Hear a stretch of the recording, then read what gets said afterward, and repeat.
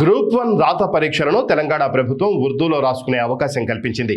అయితే ఇందువల్ల ఇతరులు నష్టపోతారని వెంటనే ఈ సదుపాయాన్ని తొలగించాలని సిద్దిపేట జిల్లా బీజేవైఎం ప్రధాన కార్యదర్శి కర్ణకంటి నరేష్ డిమాండ్ చేశారు. రాష్ట్ర ప్రభుత్వం గ్రూప్ 1 పరీక్షలకు రాత పరీక్షలకు మరి ఉర్దూ భాషను ప్రవేశపెడుతూ మరి జీవో తీసుకురావడం జరిగింది.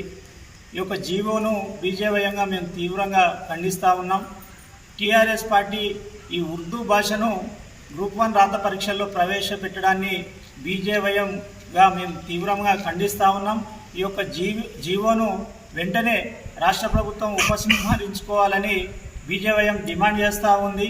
అదేవిధంగా ఈ యొక్క గ్రూప్ 1 రాత పరీక్షలలో ఉర్దూ భాష ఏదైతే ఉందో మరి మదర్సాలలో చదువుకున్నటువంటి విద్యార్థులు మాత్రమే ఈ యొక్క ఉర్దూ భాషను రాయగలుగుతారు.